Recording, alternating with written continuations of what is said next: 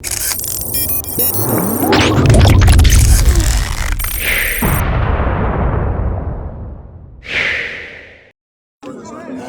káàbọ̀ bàbá wa. Adúpẹ́ o, ìlú Àkúrẹ́ la wà 22 May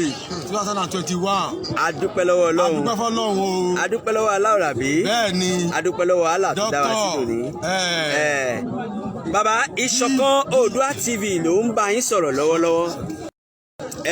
Inú wa dùn láti rí yín. Mo fẹ́ kẹ́ ẹ bá mi dárúkọ yín àti kò tẹ́ wà fún gbogbo àgbáńlá ayé pátápátá torí gbogbo àgbáyé ni wọ́n ti ń wò yín báyìí bàbá. Èmi ni Sheikh Abdulrahim Aduanigba, Chief Imam Yorùbá land ní Nàìjíríà lápapọ̀. Ẹja ńlá ni Ìṣọ̀kan Oòduà TV gbé wá sórí ètò lónìí o. Bẹ́ẹ̀ni. Ẹ kú dédé àsìkò yìí. Torí mo rí pé ẹ̀yin nìkan kọ́ lẹ wá ẹ̀kọ́ wọ́ọ́rìn pẹ̀lú àwọn mọ́mì wa. Yèyé oge wa ní Ọ̀ṣun State ní. Abẹ́ gbọ́. So yèyé oge wa ní Kwara State ní. Bẹ́ẹ̀ni. Yèyé oge wa ní Abẹ́òkúta ní. Lábẹ́òkúta. Orúkọ tèmi a tún máa jẹ́ Yèyé oge Lábẹ́òkúta Abíọ́dún Táíwò. Ẹ ṣeun màmá. Yèyé oge Oyèdépò Ọmọlára of Ọ̀ṣun State. Of Ọ̀ṣun State. Yes. Yèyé oge Elizabeth Ajijola from Kwara State. Ẹ káàbọ̀ sílùú Oǹdó.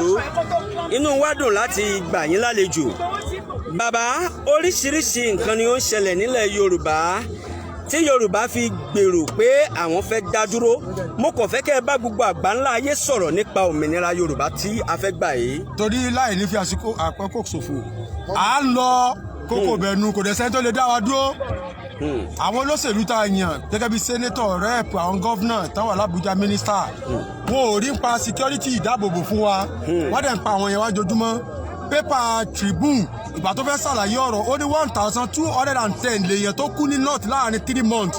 Sẹ́rù ẹ̀ lẹ́yìn fẹ́ gbé wálẹ̀ Yorùbá àwọn onífaramọ́ àfẹ́kọ́ ọmọ Yorùbá kan ó sọ ẹ̀mí rẹ̀ nù àdẹ̀fẹ́ kó kógun wa jà wá. Kùránì sì ti parí ọ̀rọ̀ ó ní látẹ́dù ìlú bùyútà Fílàní kan ò lè wọlé Yorùbá gẹ́rà bùyútì kú tí èsè ìlú bàbá ńlá bàbá rẹ̀ ní Sókótó. Àtẹ́tẹ́ sẹ́nìṣú yọ gbà yọ̀ọ̀dá wọ́n ti sọ ọ́ lìmọ́ àlàálìá yóò sì sọ fún àwọn àtàwọn àmbẹ̀ fàyín kílà lákò àríjù ànẹ́bì níta bá sọ pé kọ́ padà àríjù kọ́ padà sí Sókótó ànídìí Fílàní mọ́lẹ̀ Yorùbá ànídìí ìbòròró mọ́ ànídìí àmì ìtàsẹ́nì mọ́ ànídìí àdìkẹ́dà mọ́ kálukó padà àwa gba Yorùbá nation fún stéètì wa mẹ́wẹ̀ẹ̀wá láti Kwara báńdì wa ní Kogi nílọ̀kọjá àìsùn ní báńdì wa ní Onitsha. So gbogbo stéètì mẹ́wẹ̀ẹ̀wá yìí Kwara, Kogi, Edo,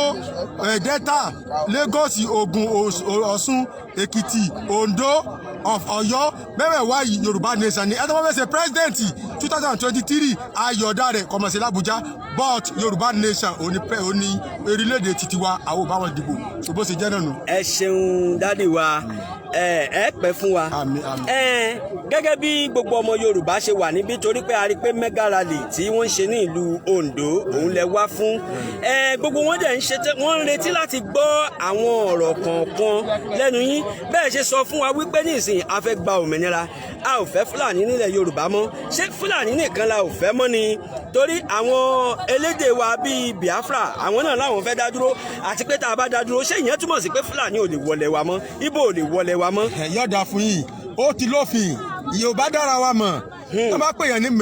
pè yẹn ní làlátẹ̀ ìran Fúlàní ló ń jẹ́ bẹ́ẹ̀ tọ́ bá pè yẹn ní bẹ̀ẹ̀gọ́rẹ̀ ìran Fúlàní ló ń jẹ́ bẹ́ẹ̀ tọ́ bá pè yẹn ní mọ́díbò ìran Fúlàní ló ń jẹ́ bẹ́ẹ̀ tọ́ bá dìbò yẹn ní gànbó ìran Fúlàní ló ń jẹ́ bẹ́ẹ̀ káfọ̀ yẹ́rẹ́ náà sẹ́dá fájìrá ni wúta mọ́gẹ́ni ṣe àwù kúlù bá mi ṣe aláyẹ̀ṣà gbogbo kó máa ń kàbá ni afọ́fọ́júfọ́ tó bá lò ní tẹ̀ pọ̀pá tó lò fẹ́ mọ́ rìn yọ̀ bọ́ sínú kòtò àwọn Fúlàní ti sú wa ní orílẹ̀-èdè Yorùbá tá a bá ti gbòmìnira Fúlàní tí ó máa gbé àárín wa yóò níye torí pé yóò ní constitution òfin tá a bá fẹ́ torí pé àfẹ́ kéèyàn máa foko jẹ kéèyàn máa fi ìkan jẹ oko wa mọ́ àfẹ́ kéèyàn máa rẹ́pù wa mọ́ so òfin ti wá wà pé ẹni tá a bá ti wá gbámú nígbà tá a bá ti ní Yorùbá nation pípa ní ilẹ̀ Yorùbá òfin táwọn afẹ́ gbé kalẹ̀ ló sódà èyí tí òfin náà tí ọba ti tẹ́ lọ́rùn kọ́mọ lọ́dún ẹ̀ ń gbà náà torí pé Yorùbá náà wà ní north táwọn ọmọ gbé bẹ́ẹ̀ òfin tó bá ṣe ń gbà náà tó bá tẹ́ wọn lọ́rùn kọ́mọ gbé òfin táwọn náà bá ṣe nílẹ̀ Yorùbá tó bá tẹ́ wọn lọ́rùn kọ́mọ gbé láàrin èyí tí ọba ti wá tẹ́ wọn lọ́rùn kálukó gbalẹ̀ bàbá rẹ̀ lọ Yorùbá nation okòsù mẹ́ta báyìí tí ó wáyé torí United Nations wọ́n ti fún alágbára àsìkò lẹ́tà sáwọn British àti kọ lẹ́tà sáwọn Russia àti kọ àwọn ọmọ Yorùbá lọ wọ́n ti lọ ṣe mítìnì wọn ní Italy lánàá àná 21 May 2021 àwọn ọmọ Yorùbá ń bẹ ní Italy tó ti lọ ṣe rally fún gbogbo nǹkan wọ́n ti sọ fún gbogbo tí ń jàgbá yìí pé à ń lọ náà no oríire ni ó sì jẹ́ fún wa kò ní já burú fún wa lágbára Ọlọ́run. Ẹ ṣeun kó má jẹ́ pé bàbá nìkan ni ó ń sọ̀rọ̀ ẹ jẹ́ kí n lọ sọ́dọ̀ ìkan nínú àwọn yèyé oge wa ìyá wa ẹ kú dédé àsìkò yìí ẹ sì kú ìjàngbara fún ilẹ̀ Oòduà gẹ́gẹ́ bí yèyé oge ìlú Ọ̀ṣun ẹ ṣeun ǹjẹ́ kí ni ohun tí ẹ fẹ́ bá gbogbo àgbáńlá ayé sọ nípa òmìnira tí a fẹ́ gbà yìí. Nǹkan tí mo fẹ́ bá gbogbo àgbáńlá ayé sọ nípa òmìnira tí a fẹ́ gbà yìí òun ni wípé kí wọ́n wo bí àwọn Fúlàní ṣe ń pa àwọn ènìyàn. Bàbá wa ti sọ̀rọ̀ tán Ọlọ́run ní jẹ́ kí wọ́n sọ̀rọ̀ tán. In fact báwọn Fúlàní ṣe ń rèpù àwọn òbí wa àwọn sista wa gbogbo kò dùn mọ́ wa nínú. Mo wá ń fi àsìkò yìí rọ gbogbo àwọn youth pátápátá pé kí wọ́n dìde fún Yorùbá nation. Àsìkò lélẹ́yìí láti jà fún ẹ̀tọ́ òmìnira ilẹ̀ wa. So ó jẹ́ bí ó ṣe jẹ́. Ẹ ṣeun ẹ jẹ́ n tún padà sọ́dọ̀ bàbá gẹ́gẹ́ bí ọ̀rọ̀ wa o tí ẹ̀ ń bá wa sọ àwọn ọmọ Yorùbá tí wọ́n wá fẹ́ Fúlàní Haúsá ńkọ́ kí la fẹ́ ṣe sí wọn. yóò dáa fún yín ní Nàìjíríà àwa tá a jẹ́ ọmọ Yorùbá a fẹ́ àwọn white man ní Canada a fẹ́ wọn ní USA a fẹ́ wọn ní America but òfin tá a bá ń ṣe ní òun lẹ́tẹ̀lé ọmọ Yorùbá tó bá fẹ́ Fúlàní kò kà wá but òfin táwa bá gbé kalẹ̀ sẹ́ àní tí ó fi ẹ̀mkẹ́ Yorùbá population àwa táwa fẹ́ Fúlàní 50 million ni wá so àwọn táwa fẹ́ Fúlàní láàrin wa wọn ò lè tó 1000 so wọn ò pọ̀ tó wa but àwọn ọmọ Yorùbá a sì dára mọ̀ torí pa lóríkì so oríkì ìdílé wa àwọn làá mọ̀ fi kira pé ọmọ Olúgbọ̀n àgbé ọmọ à ń tètè ọmọ odò ọba ọmọ ìkọlà tí ń bẹ lálàdí Ọ̀yọ́ tàdé ògbó là lọ́wọ́ rẹ ọmọ Olúgbọ̀n sáàkín káre èjìní àgbé ọmọ tí wọn ní sálásolo tí òbí bá kí ọmọ ẹ̀bẹ̀ ẹ̀rì pé rírì òwú so díẹ̀ àfọ amara wa so èyí tó bá wà láàrin wa àsáwọ̀ tó bá wà láàrin wa òfin tá a bá fún wọn náà ni so yóò jẹ́ pé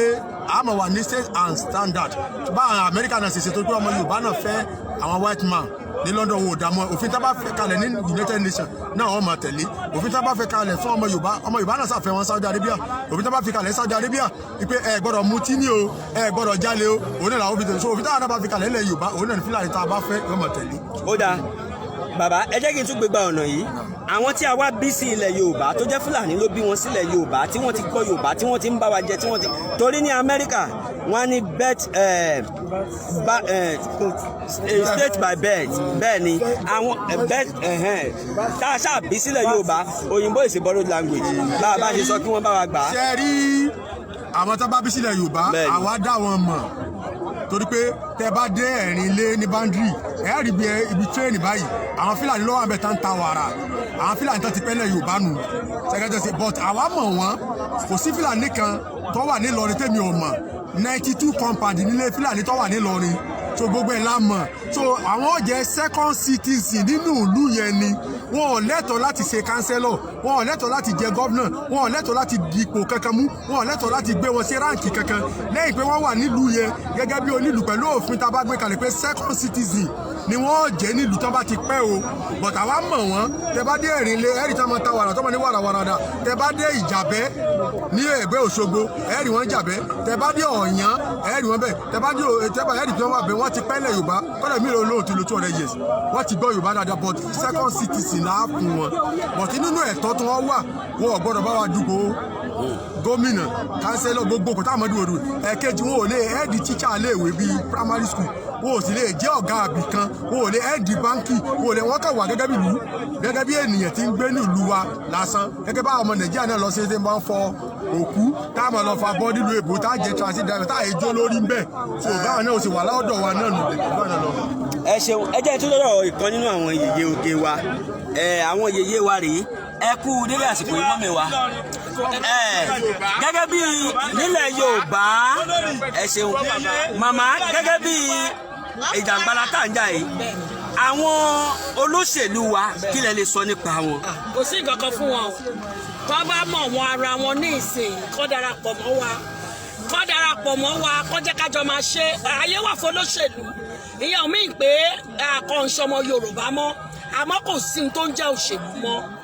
ilẹ̀ Yorùbá la fẹ́ gbà a dẹ̀ ti gbà á kán dúró kájọ gbà á ká lè jọ lò ó gbogbo olóṣèlú tí ò bá dúró tó bá ṣe inú méjì àbò ń ṣe ìdí kan ogun ló máa pa àṣẹ wà ogun ṣe pa wọn tèní ẹ̀ ti tànà bẹ́ẹ̀ lógun ṣe máa pa wọn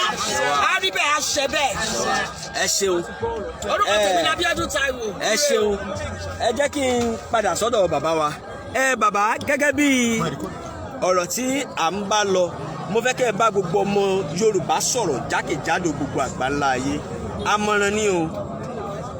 ṣe rí mo fẹ́ kọ́ ọmọ yìí ó padà wá ni ọmọ yìí dá wa lóhùn kò sásìkò tó bá hùn. ó máa ṣe pọ̀ lẹ́kọ̀ọ́. ṣe rí àkọ́kọ́ náà nínú èdè a gbọ́dọ̀ jẹ́ kí èèyàn mọ èdè ẹ̀. Yoruba culture is a seed that can never dry. It's a symbol of peace and wisdom. A gbọ́dọ̀ jẹ́ káwọn ọmọ wa kọ́ pa èdè Yorùbá dáadáa kó sì máa pa òwe kó sì máa pa àdìtú kó sì máa bá ṣe máa fi ojú báyẹn sọ̀rọ̀ tí Yorùbá bá wà níbi kan tá bá fẹ́ di pé ìkàkà fẹ́ le ó ní bí a ṣe máa ń sọ̀rọ̀ tá bá ti sọ pé ògiri létí àwọn ọmọ mi ò mọ̀ kí wọ́n ṣe bá ògiri létí ọmọ òbí bóyá ògiri lanu kò lánù